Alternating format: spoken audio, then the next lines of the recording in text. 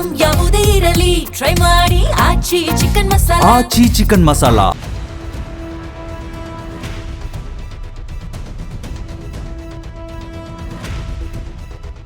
ಮಧ್ಯಪ್ರದೇಶ ರಾಜಧಾನಿ ಭೋಪಾಲ್ನಲ್ಲಿ ಕಳೆದ ಮೇ 12ರಂದು ನಿಗೂಢವಾಗಿ ಸಾವಿಗೀಡಾಗಿರುವ ಟ್ವಿಷಾ ಶರ್ಮಾ ಪ್ರಕರಣ ಇಡೀ ದೇಶವನ್ನೇ ಬೆಚ್ಚಿ ಬೀಳಿಸಿದೆ.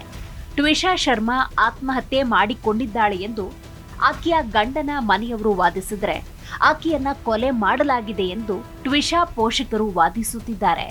ಪ್ರಕರಣ ಸದ್ಯ ನ್ಯಾಯಾಲಯದ ಮೆಟ್ಟಿಲೇರಿದ್ದು, ಟ್ವಿಷಾ ಶರ್ಮಾ ಸಾವಿನ ಬಳಿಕ ತಲೆಮರೆಸಿಕೊಂಡಿದ್ದ ಆಕೆಯ ಪತಿ ಸಮರ್ಥ ಸಿಂಗ್ ಬರೋಬ್ಬರಿ 10 ದಿನಗಳ ಬಳಿಕ ಪೊಲೀಸರಿಗೆ ಶರಣಾಗಿದ್ದಾನೆ.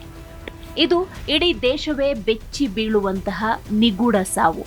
ಗಂಡನ ಜೊತೆ ಬಾಳಿ ಬದುಕಬೇಕಾಗಿದ್ದ ಯುವತಿಯೊಬ್ಬಳು ನೇಣು ಬಿಗಿದ ಸ್ಥಿತಿಯಲ್ಲಿ ಶವವಾಗಿ ಪತ್ತೆಯಾದಾಗ ಹಲವು ಅನುಮಾನಗಳು ಮತ್ತು ಆತಂಕಗಳು ಸಹಜವಾಗಿ ಮೂಡುತ್ತೆ.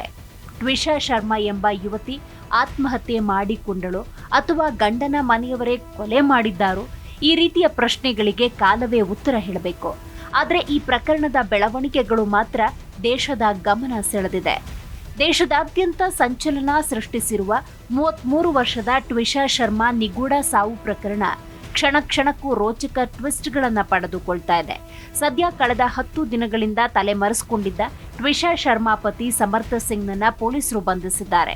ಆತ ಖುದ್ದಾಗಿ ಜಬಲ್ಪುರ್ ನ್ಯಾಯಾಲಯಕ್ಕೆ ಶರಣಾಗಿದ್ದು, ನ್ಯಾಯಾಲಯ ಆತನನ್ನ ವಿಚಾರಣೆಗಾಗಿ ಪೊಲೀಸ್ ಕಸ್ಟಡಿಗೆ ಒಪ್ಪಿಸಿದೆ. ಈ ಪ್ರಕರಣದ ಗಂಭೀರತೆಯನ್ನ ಪರಿಗಣಿಸಿ ಮಧ್ಯಪ್ರದೇಶ ರಾಜ್ಯ ಸರ್ಕಾರ ಸಿಬಿಐ ತನಿಖೆಗೆ ಶಿಫಾರಸು ಮಾಡಿದೆ. ಟ್ವಿಷಾ ಶರ್ಮಾ ಸಾವಿಗೆ ಆಕೆಯ ಪತಿ ಸಮರ್ಥ ಸಿಂಗ್ ಮತ್ತು ಅತ್ತೆಯ ಕ್ರೌರ್ಯ ಕಾರಣ ಅಂತ ಟ್ವಿಷಾ ಶರ್ಮಾ ಕುಟುಂಬದವರು ಆರೋಪ ಮಾಡುತ್ತಿದ್ದಾರೆ.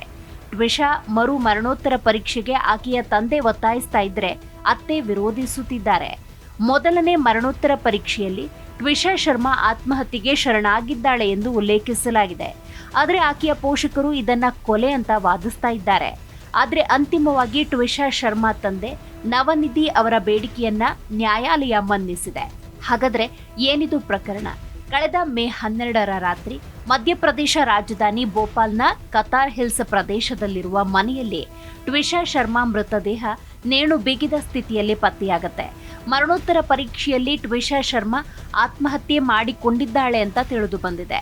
ಆಕೆಯ ಪೋಷಕರು ವರದಕ್ಷಿಣೆ ಕಿರುಕುಳ ನೀಡಿ ತಮ್ಮ ಮಗಳನ್ನ ಕೊಲೆ ಮಾಡಲಾಗಿದೆ ಎಂದು ಆರೋಪಿಸಿ ಪೊಲೀಸ್ ಠಾಣೆಯಲ್ಲಿ ದೂರು ಕೂಡ ದಾಖಲಿಸಿದ್ದಾರೆ. ಟ್ವಿಷಾ ಶರ್ಮಾ ಸಾವಿಗೂ ಮೊದಲು ತಮ್ಮ ತಾಯಿಗೆ ಕರೆ ಮಾಡಿ ಗಂಡನ ಮನೆಯಲ್ಲಿ ತೀವ್ರ ಮಾನಸಿಕ ಕಿರುಕುಳ ಅನುಭವಿಸ್ತಾ ಇರುವುದಾಗಿ ಹೇಳಿಕೊಂಡಿದ್ಲು. 10 ಗಂಟೆ 5 ನಿಮಿಷಕ್ಕೆ ಟ್ವಿಷಾ ಶರ್ಮಾ ಕರೆ ಮಾಡಿದ್ದು, ಆ ಬಳಿಕ 10:15ಕ್ಕೆ ಗಂಡನ ಮನೆಯವರು ಕರೆ ಮಾಡಿ ಟ್ವಿಷಾ ಶರ್ಮಾ ಮೃತಪಟ್ಟಿರುವುದಾಗಿ ಆಕೆಯ ಪೋಷಕರಿಗೆ ಮಾಹಿತಿ ನೀಡುತ್ತಾರೆ. ಕೇವಲ 10 ನಿಮಿಷಗಳ ಅವಧಿಯಲ್ಲಿ ಏನಾಯ್ತು ಅನ್ನೋದೇ ರಹಸ್ಯ. ಟ್ವಿಷಾ ಶರ್ಮಾ ಪೋಷಕರು ಮಾತ್ರ ಇದನ್ನ ಕೊಲೆ ಅಂತ ವಾದಿಸುತ್ತಿದ್ದಾರೆ. ಸದ್ಯ ಆಕೆಯ ಪೋಷಕರ ಬೇಡಿಕೆಯನ್ನ ಮನ್ನಿಸಿರುವ ನ್ಯಾಯಾಲಯ 2ನೇ ಬಾರಿಗೆ ಮರಣೋತ್ತರ ಪರೀಕ್ಷೆ ನಡೆಸೋದಕ್ಕೆ ಅನುಮತಿ ಕೊಟ್ಟಿದೆ.